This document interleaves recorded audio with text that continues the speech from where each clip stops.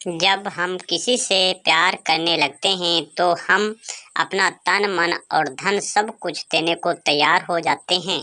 कभी भी एक ऐसी प्रेमी अपनी प्रेमिका का दिल नहीं तोड़ना चाहता है, लेकिन जब प्रेमिका की बात हो तो अलग ही व्यवहार होने लगता है। आज की इस शॉर्ट लव स्टोरी में बहुत कुछ देखने को मिलेगा। आखिर एक गर्लफ्रेंड एक आशिक के लिए कितना समर्पित है। यह शॉर्ट लव स्टोरी महेश और राधिका की है। दोनों एक दूसरे से बरसों से प्यार तो करते थे, लेकिन इजहार नहीं कर पा रहे थे।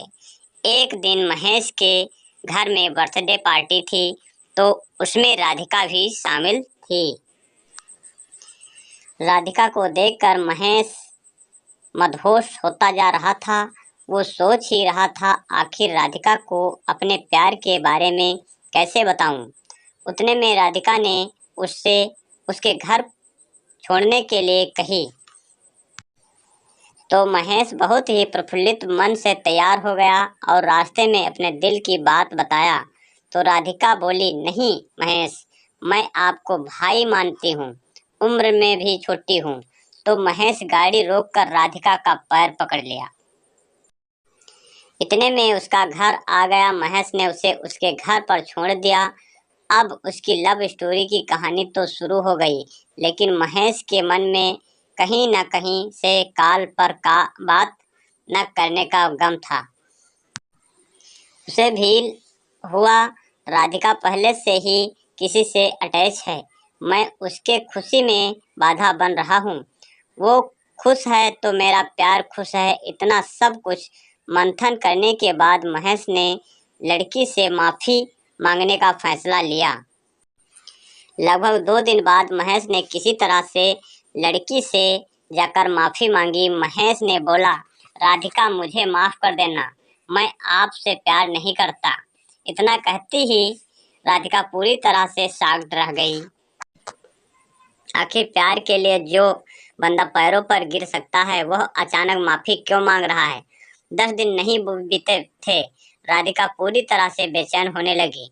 महेश से मिलना चाहती थी, अपने गलती का माफ़ी मांगना चाहती थी। जैसे तैसे राधा ने महेश से कांटेक्ट किया और अपने प्यार का इजहार किया। साथ जीने मरने की कसम तक खाई। राधिका का बर्थडे 9 जुलाई को था। बारिश और तूफान पूरी तरह से मजबूर कर रखी थी।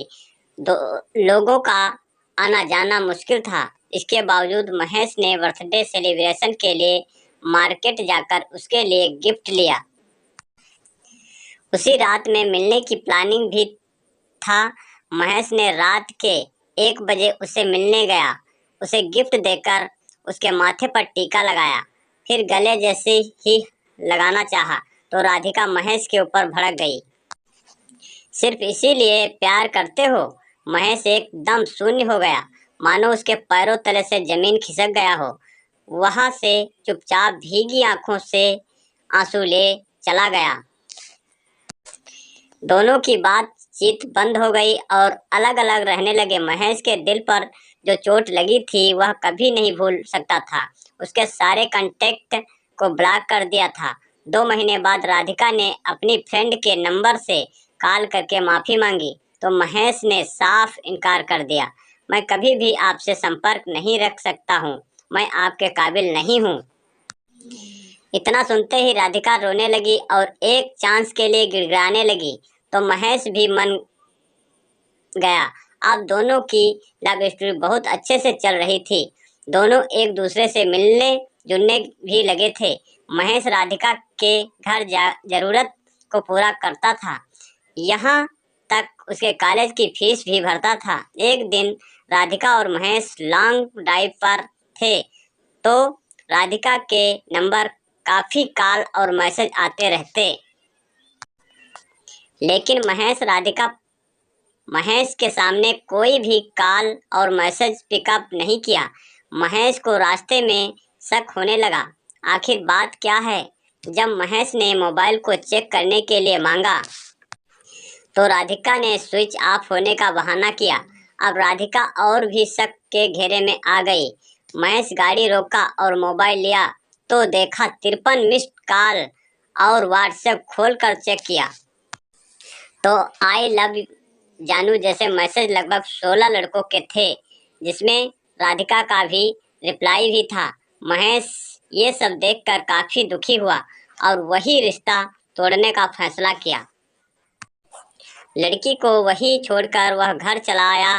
वो कहते हैं ना, सच्चा प्यार करने वालों को सच्चा प्यार नहीं मिलता है। जैसे कि आपने राधिका और महेश की short love story in Hindi को देखा, आपको कैसा लगा? दोस्तों के साथ जरूर शेयर करें।